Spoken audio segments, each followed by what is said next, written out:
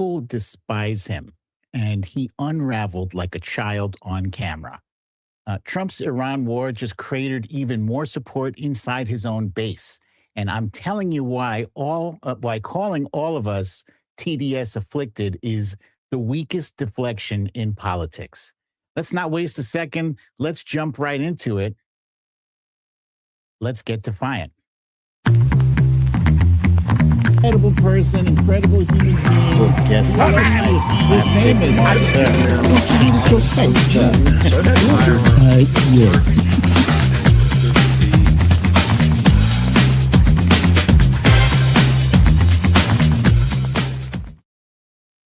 Welcome, ladies and gentlemen, to another episode of the Defiant Weekly. I'm your host, Majid Bedelin, a.k.a. Brooklyn Dad Defiant. Many of you might be wondering why I'm doing the show tonight instead of tomorrow, which is Wednesday, my usual day. And that is because tomorrow I am lucky enough to be able to take my family to see a sneak preview of the new and upcoming Spider-Man Brand New Day movie. And I'm very excited about the opportunity to see it. So hence we're doing the show a day early because I can't miss a week without seeing my favorite tweeps. And yes, we're not doing this, Sharon, we're not doing this every week. It's just tomorrow. It's just today. We're swapping today for tomorrow because of the Spider-Man thing. So I don't want to waste any time here. I want to say hello to all of you. Thank you for joining me. I see Foxhill Dreams, Lucy, Sharon Landry, Meredith Powell, the Queen of the South. Everybody, glad to have you here. Today's show is brought to you by the letters E and Unraveled. Yeah, so the graphic that you may have noticed either on YouTube, Twitter, or Facebook, wherever you happen to be watching this, is He Unraveled. So you may or may not have caught a clip of Elon Musk being interviewed by an editor, actually, from the magazine The Economist. He sat for that interview, and it went as badly as you could possibly imagine. I mean, his legions of bots and fans will swear it was like the most awesome interview since Frost Nixon or whatever. But the truth is, he folded. He collapsed because he has an overblown image of himself as this master of the universe. He's the former trillionaire. I still call him a trillionaire. He's got money that will never run out for him. And with that money comes power and influence. And he chooses to fritter it away as if he were like a 17-year-old who just never grew up and never learned responsibility and character and all that stuff. So we're going to get into that. But first, I want to start off with before I forget, with the subscribe button. Make sure you hit that subscribe. If you're not already subscribed, then you would not have gotten the notification for this new show today.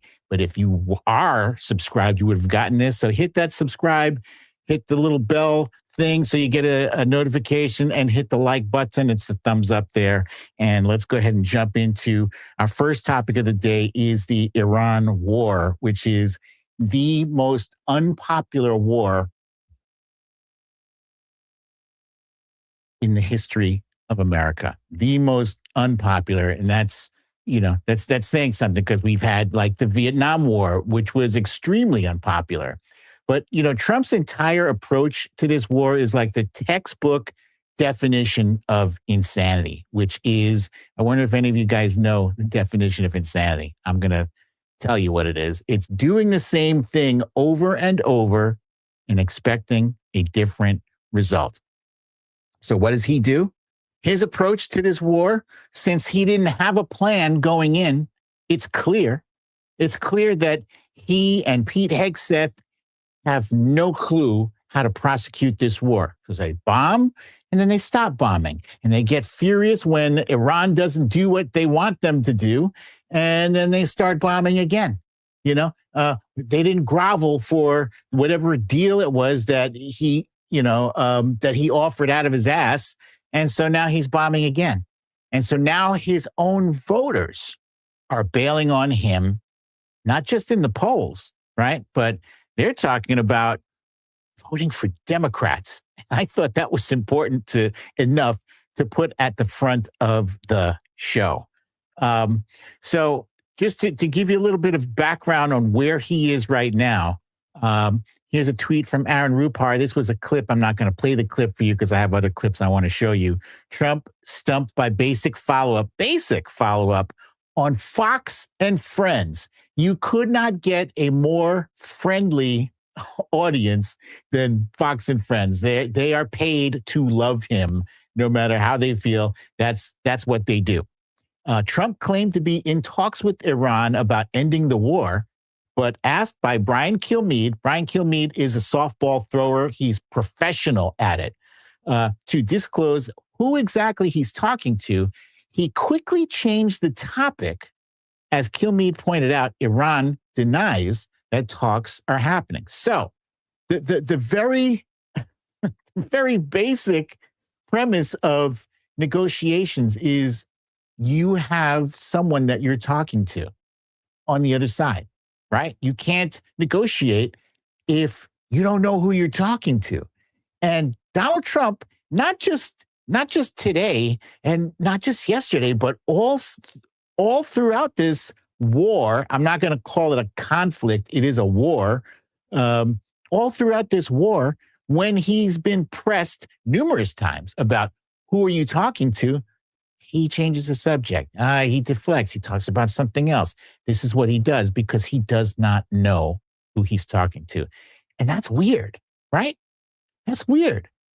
You have a few things that you should be doing, and that does not include spending hours and hours and hours on the weekend shitposting like a troll. Now, it could be that it's his assistant, that woman who never goes away. I want to say her name is Natalie. Guys, throw up in the chat what her name is. I feel like it's Natalie, that blonde woman who is his shadow. Some people are saying that she's the one who's posting all of his memes and stuff like that. No answer yet. Somebody's going to get me that answer. Meredith says there are no talks, zero. I believe you're right. I have no doubt. Of that, I have no doubt. But I need the name of that assistant. It's that blonde woman. So meanwhile, while his base is starting to get fed up with his antics, and specifically Natalie Harp. Thank you, Sharon Landry, for that. Natalie Harp is the woman who I believe might be shitposting. It's possible he could be doing it himself, but I doubt that he has the technical know-how to shitpost a lot. It's a lot stuff. Like sometimes it's 60 posts in 1 hour. But while his base is getting impatient and frustrated with the way he is running this war, Republicans in Congress are fine with it. At least that's what they're telling the cameras. And I do have a clip where this is bizarre as hell because you have midterm elections coming up, guys, midterms. And, every member of the House of Representatives has to get reelected, if they want to keep their jobs, right? It's every 2 years. That means you got to, be concernicus about what your people at home are thinking. So if you're confident that you got this in the bag, that might explain some of these weird, bizarre answers to, do you have any problem whatsoever with what the president is doing? Check it out. Has the president done anything so far this term that you just definitely disagree with? No, I think he's done a great job. He's been faced with some difficult circumstances. He's handled them in a great way. His policies are great. He's done right for the country. And No, I can't disagree with him on anything. Yeah, he hadn't finished a job with Iran yet. I agree with the president 99.9% of the time. And so my only thing would be, Mr. President, let's support more illegals. You know, I'm not running for re-election, so I'm happy to say, no, he hasn't. He's been overcoming organizations like MS Now, finding something wrong with everything he does. I'd have to sit there and think about it, and I just can't think of anything off the top of my head, but I'm sure there is. That is absolutely insane. Just off the wall, batshit crazy. All of his policies are great. I agree with him 99.9% of the time. Those guys are just handing their rivals a blank check. It's like a gift in kind, a political gift to whoever's running against them, either in the primary or in the general. Because it's not hard to come up with some things that are wrong, especially like the Iran war. And let me switch here so you can see. Oh, so Pete Hegseth is completely clueless. He's distracted with testosterone shots or whatever. Trump seems to think we're having the single greatest year we've ever had as a country. That does not compute, because as our gas prices are higher, our groceries are higher, our utilities are higher, rental cars are higher, rents are high, everything is higher. Unemployment is higher. It's still relatively low thanks to Joe Biden. Thank you very much. Joe Biden kept that shit down to under 4% for most of his 4-year term. And, you know, we're in a war that is illegal and uncalled for. Here's a poll of MAGA Trump voters. It says the U.S. should continue the war in Iran, even if it increases costs in America. So back in May, MAGA was like gung ho. They were like, yeah, let's go. Let's keep bombing. And in the space of just a couple of months, that support dropped by 13%, and it's plummeting. It's going down. How bad is it? You have far right-wing commentators like this guy, Owen Schroyer. And personally, I don't know this guy, but he is described as a far-right podcaster and Trump supporter, right? And what he says in this clip that I'm about to play for you guys is mind-blowing. I mean, you know, it just, I've never heard a MAGA speak like this before, so excuse me if I'm a little shocked by it, but you'll see why. Check it out. If this war in the Middle East is not stopped, it could be it, guys. That could be it. There could be no recovering from this.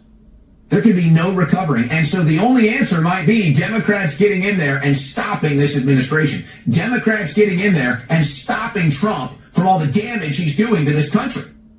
It might be the only option.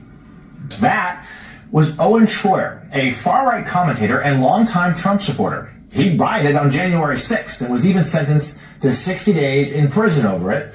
And he says things are now bad enough under the president he supported, that he's actually now considering voting for a Democrat just to stop him. The fear among Republicans is that Schroyer is very much not alone, now just 99 days out from the midterms. 1 in 5 reliable Republican base voters are at risk this November, according to a new analysis by the conservative super PAC, Americans for Prosperity Action. Those voters, located in several battleground states, are telling AFP they may stay home or even vote Democrat. A 3-time Trump voter in western Iowa described the last 3 presidential elections as the worst 3 mistakes I've ever made in my life. That voter told the Washington Post, saying that Trump failed to fulfill his campaign promises and that higher gas prices have cost his family an extra $300 to $500 every single month. Now, if if that voter is only down an extra 300 to 500 a month, they're lucky, because there are people who are spending an extra up to, and probably more, an extra $1,000 per month off of the insane tariffs. The tariffs are still on there. The tariffs were there before his illegal war on Iran. It's like he is intentionally doing things to jack up his own party. This guy here, Owen Schroyer, is not just any regular MAGA, as you heard that dude say, that pundit. This guy was a January 6th. He was a January 6th rioter. Okay, so he didn't just drink the Kool-Aid, he swam in it. He took a bath, he guzzled that shit. Guzzled it. So, I personally, to hear the fact that they're either going to vote for Democrats or stay home, that's a win-win as far as I'm concerned. But the interesting part is that he said, in order to stop Trump from destroying America, like, what? What? Yeah, I mean, that is what we've been warning and what we've been saying all along. It is just jarring to me. You guys, you've known me for years now. It's jarring for me to see this coming from a MAGA, from the cult, from inside. The call is coming from inside the cult, folks. Yeah, good point, Valerie G. Trump does not care about anyone but himself, as I'm sure you may recall. One of his most infamous comments out of the past 6 months was, I'm not paying attention to the financial situation of Americans. Why is that stuck in my brain? Because it was so stunning when I heard him say that. And that, I guess that was before he said, I love the inflation. Like, motherfucker, what? The craziest shit out of this guy's mouth. What did he say the other day? He said, I don't want the housing prices to go down. I want them to go up. Wow. I mean, this is gold. If I was a political ad maker, if I made like those political ads you see on TV, I would be in seventh heaven right now. Ooh. I might have just I might have just had an orgasm if I was listening to that as a political ad maker. Yeah, and before I move on to Elon Schmuck, I just want to say that it feels sometimes like there's a constant fire hose, a constant onslaught from Trump. Like now he is focused on nothing else but trying to stop people from using mail-in voting. He wants to, I don't know, with 99 days to go or 98 days to go before the election, he wants to dismantle that. That's seems very weird and un-American to me. I don't think that's gonna fly. We've been fortunate enough to have guys like Mark Elias and his legal team on the job. But I want to say don't despair, because our side, believe it or not, Democrats and liberals and people who care. It's not just liberals and Democrats who care. It's also independents, and it's a growing minority of Republicans. Stay tuned on that one. I will keep you posted as that story develops. Now, here we go. So Elon Musk, as I mentioned earlier, is the world's richest man. Now, that doesn't automatically mean that he has to be a saint. In fact, you imagine anybody who was able to amass that kind of wealth, they're probably a shitty person. You don't know what it took for them to acquire that kind of wealth, but they probably had to step on a lot of necks, and they had to probably ignore, some ethical warnings going off in their head or whatever. But for whatever the situation may be, he is the world's richest man, and it's up to him to do with his wealth however he sees fit, right? It's just weird, because there have been times in my life when I have felt like I was on top of the world because, I'd gotten a bonus from work, right? Let's say it was a $2,000 Christmas bonus. And I was feeling generous because, wow, my pockets were fat. And at those times, I felt like, yeah, let me share the wealth a little bit. And if somebody needed some, if there was a homeless guy on my way to the subway or whatever the case may be, yeah, I got it. I got you. Got you. Boom, boom, boom. But Elon Musk, one of the things that I despise about this guy, and I do despise him, is that with all of that wealth, he chooses to punch down. With all of that power, all of that influence, not only does he choose not to give a fuck, but he chooses to be the villain in his own movie.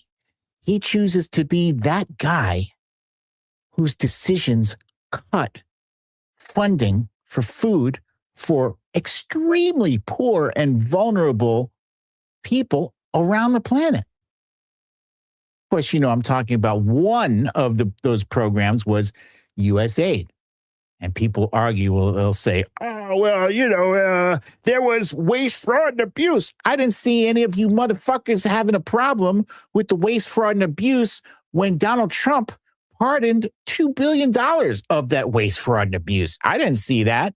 I see you chasing after, the little Haitian person over here or Somalian person over here, whatever person of color it was that committed penny anti-fraud or a few $1 million, you're interested in that. But as far as these white-collar, white people, billionaires getting away with ridiculous amounts of fraud, they're okay.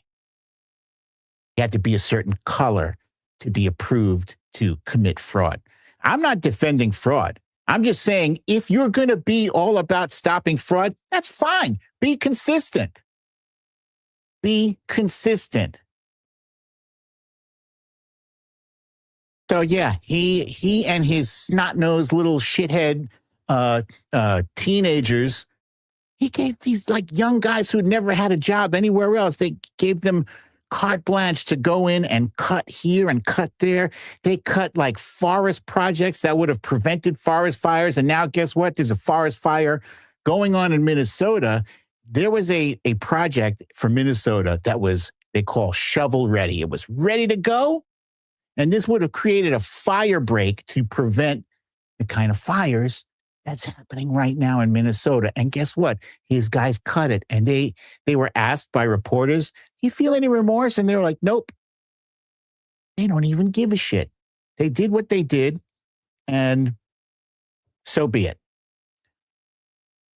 So I happened to catch this. There was a series of clips of this interview that was done by Zanny Minton Beddoes. I hope I'm pronouncing that right. She is an editor at The Economist. Some of you may recall The Economist ran an article, might have been October of 2024, that had a picture of a rocket ship on the cover, and it said, America's economy is the envy of the world. That was Joe Biden's economy. Anyway, let me not digress, and let me play this clip for you, because what was stunning for me wasn't the questions this editor, Ash. She has very basic questions, but it was Elon Musk's almost childlike spaz out and reaction to what she was asking. So here we go. The scale of impact you have, but you can. Well, good. I hope I am having a big impact. But why? Why should you? Why should you be able to shape European politics? You don't even live there. I think of it as the sort of the West collectively. But do you see why this makes people think that this man who has all this power, he's the world's richest man, he thinks he has a right to influence our politics? It makes people, it's why, we started this conversation saying superlatives. It's why people loathe you. I mean, some people do loathe you. Yes, some people do. But do you understand why? Do you think what you're doing is helpful for Western democracy? Maybe some people do loathe me. And that's probably true. I don't care. But the fact that, as you pointed out, 250 million people follow me is that I think a lot more people actually like me than don't. And I think a lot more people hate you and the media more than you realize. Do you realize the media is despised? Do you realize that journalists, the view of journalists is like, it's like a favorable view of journalists is like 15%. I do know that. In the United States. So the shoe is on the other foot. They hate you. They hate you far more than they hate me. I think there is certainly a loss of trust in journalism. I think in part there have been mistakes by journalists and journalism. I totally acknowledge that. But I also think that the kind of polarized environment, particularly on social media, fostered by the kinds of things you are pushing on X, actually helps this, makes it worse. I don't think so. I think you're the problem, the media. And speaking of loathing, you're loathed far more than I am. And you don't seem to even realize that. I think very few people know who I am relative to you, so I don't think I play in the same game. The media collectively. That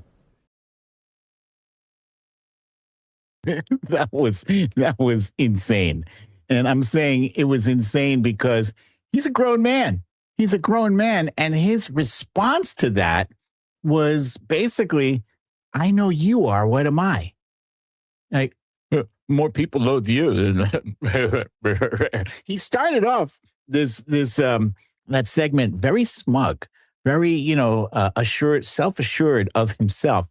And then she just said, that's why you're loathed. And he's like, well, maybe they do. Maybe they do loathe me. I don't care. But clearly you do care because then you just fucking lost it. I know you are. More people loathe you. So this was an interesting emotional marker here, where when he said to her, he said, the media is more loathed. You are more loathed. And she conceded. She, as an adult, she said, you know what? You may be right. I concede that, the American media and the media in general has lost some trust, et cetera. So she attempted to articulate a mature response. But his was like, oh, well, yeah, I have 250 million followers on Twitter. And we all know that most of his followers on Twitter are bots because we see them all the time. They're bots, They reside up his ass because that's what he pays for them to do, for them to worship him. There's so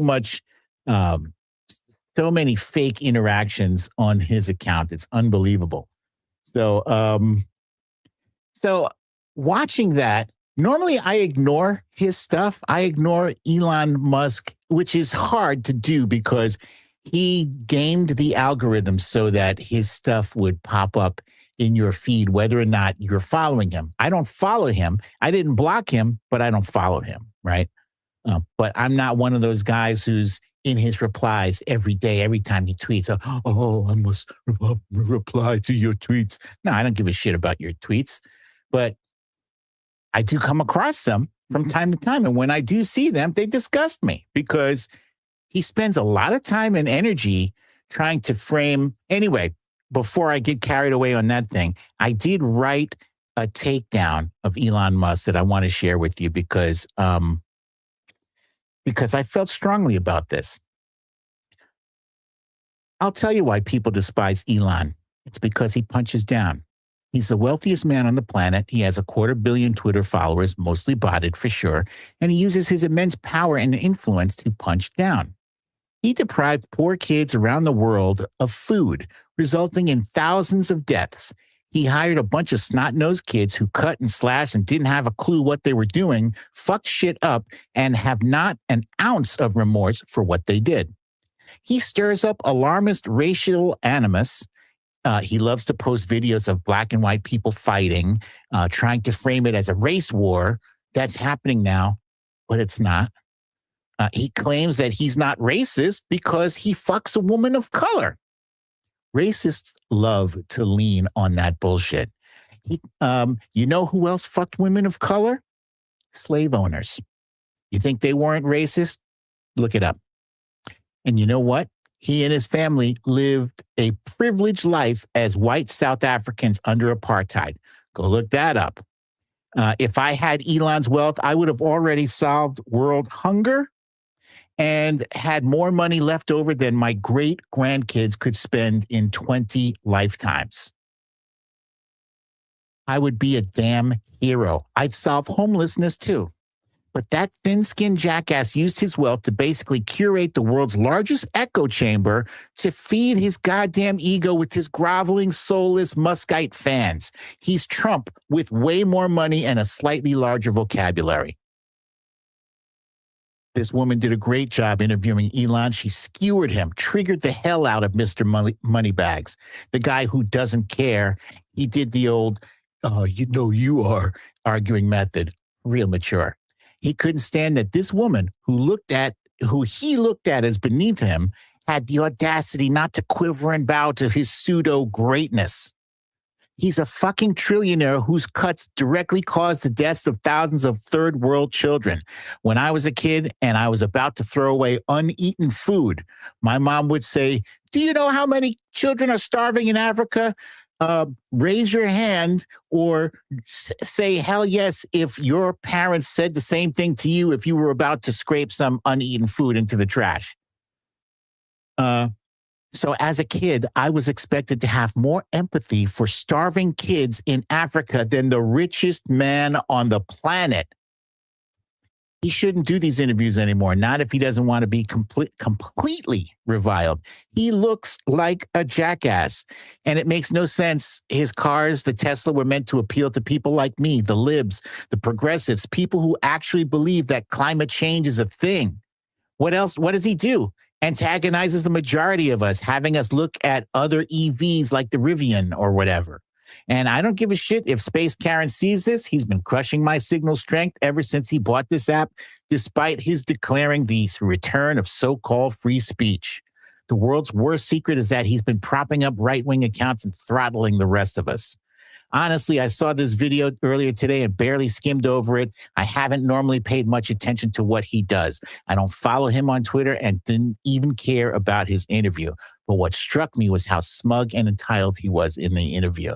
Like he couldn't believe she was talking to him like that. And then I remembered how all those kids died. Oh, over 100,000 kids died because of his Doge cuts. Anyway, this is how you interview power. Be fearless, unafraid, come prepared with facts, push them all the way back. Elon looked like he wanted to jump out of his chair and hit that woman. Bravo to her. We need more journalists like her, and fuck the Epstein class. Yeah, so that's what I said, and and I meant it. And on a side note, I just want to say that that two of my favorite politicians right now, hands down, are John Ossoff and Zoran Mamdani. These two guys seem to have figured it out. And basically what have they figured out? They've figured out how to communicate with people as regular people. Yeah, they can turn on the political speech when they want to, but more often than not, they sound like regular guys who have answers, who are interested in providing solutions not with confusing people or obfuscating things. Yeah, these guys, I'm looking forward to seeing what they do because they are very intriguing, very intelligent guys. I'm very excited. I just learned the other day that Mamdani cannot ever run for president because he was not born here, and that makes me sad. But anyway, by now, most of you who are watching have been called. Have been accused of having TDS. I'm sure there are at least half a dozen trolls in each of your replies somewhere today, right now, accusing you of having TDS. They don't know you from Adam, but they swear you have TDS. So what is TDS? It is Trump derangement syndrome. So it is their catch-all phrase whenever they don't want to discuss the facts around an issue, whenever they want to accuse you of being the one who is unhinged because you've called out something that doesn't make sense.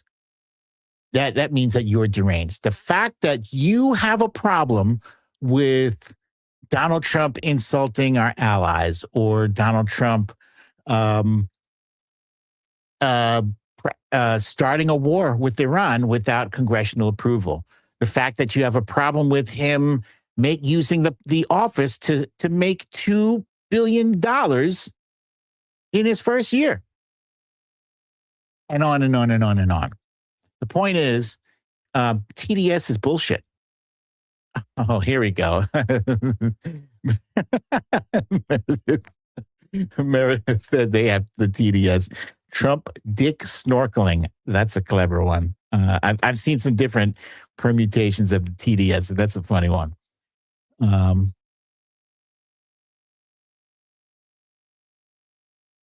Oh, what is this?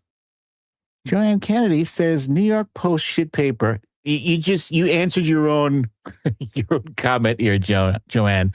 It says New York Post shit paper said that Mamdani should not be at the 25th 9/11 this year. That is so stupid. It's ludicrous. Anyway, so I wrote a thing on Substack. This is my latest Substack. If this is Trump derangement syndrome, sign me up. I'm not going to read the whole thing to you, I promise. I did want to give you a brief preview of it. Let's get something straight. If Trump were actually a decent human being, kind, considerate, compassionate, responsible, honest, if he had a track record of doing 99 things right and only one thing wrong, and we still piled on that one thing like it was the crime of the century, then sure, your little acronym would make sense. Slap that label on us. We would deserve it. Oh no, he wore the wrong color suit for the season. The outrage. Oh no, someone overheard him ordering Grey Poupon for his hot dog. How elitist. If that's the kind of shit we were dragging him for while everything else about the man was picture perfect, then fine. Diagnose us. Trump derangement syndrome, stage 4, no cure in sight. Because making that big a deal out of a condiment would be fucking stupid. But that is not what's happening. Not even close. Here's what TDS actually requires you to believe. It requires you to believe that Trump does virtually nothing wrong and that we are the unhinged ones hunting for imaginary crimes against a man who is virtually a saint. That is an insane amount of benefit of the doubt to give an 80-year-old man who can't get through a cabinet meeting without falling asleep in it. And that's just, that's just baseline what he is guilty of. We won't even get into, E. Jean Carroll and the grabbing women, but, bragging about committing sexual assault. We're not even going to get into that. Excuse me. The real situation is closer to the opposite. He's maybe done one or two things that could charitably be called okay. And everything else has been steeped in greed, petty vengeance, selfishness, and short-sighted stupidity. We genuinely cannot keep up with the daily fire hose of shit that this man produces. Unprecedented, credibility destroying garbage week after week after week. And that's before we even get to his personal character, which most would get a normal person avoided at a barbecue, at most. So let's do a little test. You have to answer honestly. The people you would never tolerate, how many people do you know who would remain your friend if they openly lusted after their own daughter and said out loud, if she weren't his daughter, he'd probably be dating her? If you've got an ounce of decency, I already know your answer. Let's move on. What if your neighbor bragged that he paid for all his home renovations by stiffing the contractors and then buried them in litigation until they went broke and gave up? Would you respect that neighbor? I didn't think so. And so forth and so on, right? If you're trying to make a case that we have TDS, Trump derangement syndrome, it means that we're calling him out for stuff that no reasonable human being would care about, right? So I think it's reasonable to call somebody out, you know, if they had an infatuation with their own daughter. To start, if they've bragged about committing assault, that's another thing that you should have a problem with. If they've cheated on all of their wives, if they demeaned the sacrifice made by a prisoner of war, in this case, John McCain. They said he's not a hero. Or if he called soldiers suckers and losers, what was in it for them? And, you know, Trumpers love to try to debunk this, but, you know, this was said by Trump's own chief of staff, guy who was in the military for a long time. But you guys love the military until someone who was in the military goes against your cult leader. You know, so really, when my friend, who was it? Meredith. When my friend Meredith said that the real TDS is Trump dick snorkeling. Where is it? Here it is. Yeah. Trump devotion syndrome, I think, was the other one where, you know, basically they're gargling his junk. You know, it doesn't make any sense, but it is frustrating as hell because when you come across it online, like by now I've learned just to like let it go over my shoulder, but sometimes you want to have a constructive conversation. And I do find myself occasionally having that online with a Trump supporter. I try, you know, as long as they don't come out of their face with something that's just like, you know, if you're starting from severe negative, like you want to, demean me for those times that I used drugs and I did horrible things 23 years ago, which, by the way, this August 17th, I will be celebrating 23 years clean and sober. Thank you very much. God willing, knock on wood. Yeah, if you're gonna start there, then we have nothing to discuss. But if you want to bring up actual points, I'm all for it.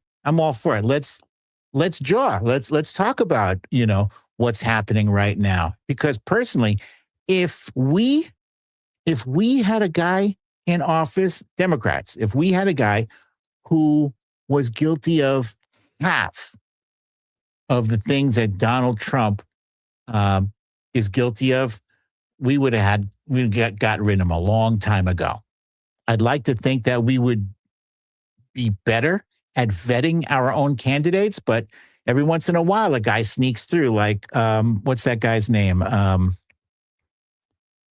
Graham Plattner. Graham Plattner snuck through.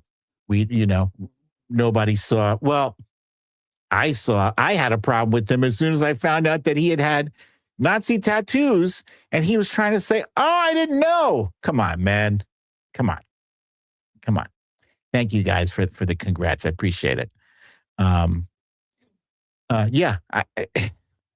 If you have a Nazi tattoo on your chest, right, and he seems like he was walking around quite a bit with no shirt on, you're going to get some comments. People are going to ask you plenty of people are going to ask, hey, a Nazi tattoo? What are you talking about? The first time somebody asks you, if you get one person asking you if that's a Nazi tattoo on your chest and you do nothing about it, that shit is on you. So yeah, definitely. Look at Joanne Kennedy. Yes. Fetterman snuck in too. Yeah. So mad about him. So mad. And, I saw some comments that he made today where he was saying something like he was making a derogatory comment about Zoran Mamdani, saying that he was like the Democratic leader of Hamas or something like that. That's like, dude, that is insane. You're accusing the mayor of New York City of being a terrorist? What the hell, bro? So I don't think John Fetterman, by the way, I don't think the comments that he makes are his own. You know that ever since he had that stroke, he's claimed that he has to use an iPad to hear what people are saying. I don't buy that. I think he's now just getting all of his instructions, his talking points via iPad. That's it. That's his excuse for that. Guaranteed. Oh, that's right. Look at that. Eric Swalwell too. That one hurt. That one really hurt because he had me fooled. He had a lot of us fooled. It was not just me, but a lot of people. But yeah, exactly. Great point, Morgana. Great point is that when we find out that somebody has issues, they're out of here. Al Franken was like, I don't even know what the hell happened. There was a picture when he was a comedian, excuse me, and he was doing a gag where he was pretending like he was about to grab someone's boobs. And he was, from that, he was gone from the Democratic Party. That was it. Yeah. Oh, Morgana. Look at this. Morgana, you should join us, by the way, on YouTube. I see you commenting from Twitter, and thank you for that. But we have a lively bunch over here in the YouTube comments there. But yeah, that's a good point there. Dr. Oz, she says, is a Muslim. Why don't they call him a terrorist? Right? Because he's on their team. See? Yeah.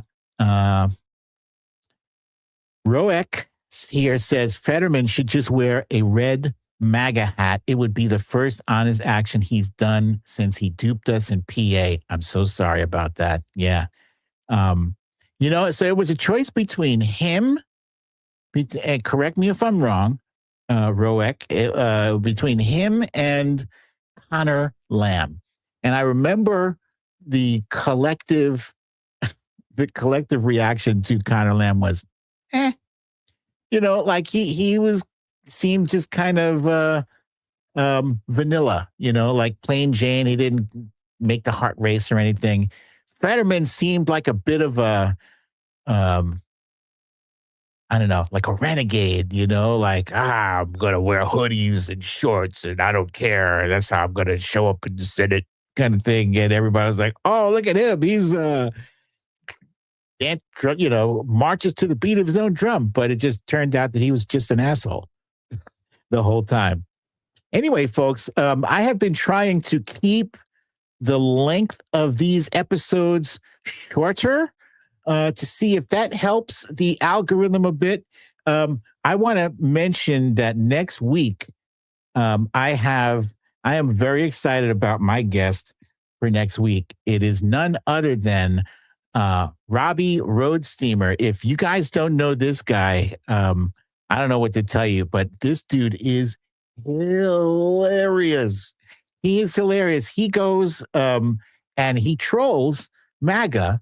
He goes out there and he wears often this giraffe outfit, and he sings songs that make fun of Trump or the Republican Party or the Epstein class. And this dude is absolutely bonkers hilarious. He's one of my favorite accounts on Twitter. And so he's going to join us here on the Defiant Weekly next week on Wednesday. So I hope you guys join me for that. And if this is your first time here, please make sure you hit the subscribe and like button. The subscribe button is in the lower right-hand corner of your screen. It's that red box that says subscribe. Please make sure you hit that and hit the thumbs up too. Please do hit the thumbs up at the very least, because that helps the YouTube algorithmics. So I hope you guys had a good time today. I most certainly did. I always do. And I appreciate you guys for coming by. So next week, I will be sure to let you guys know on Twitter my reaction to the new Spider-Man brand new day movie, which the family and I are going to see mañana. So thank you again, and I look forward to seeing you guys here. Same time. No, not the same time. Wednesday. Next Wednesday, we're back on a regular schedule. So Wednesday, 6:30 p.m. I love you all. Peace. Incredible person, incredible human being. Yes, famous. Yes.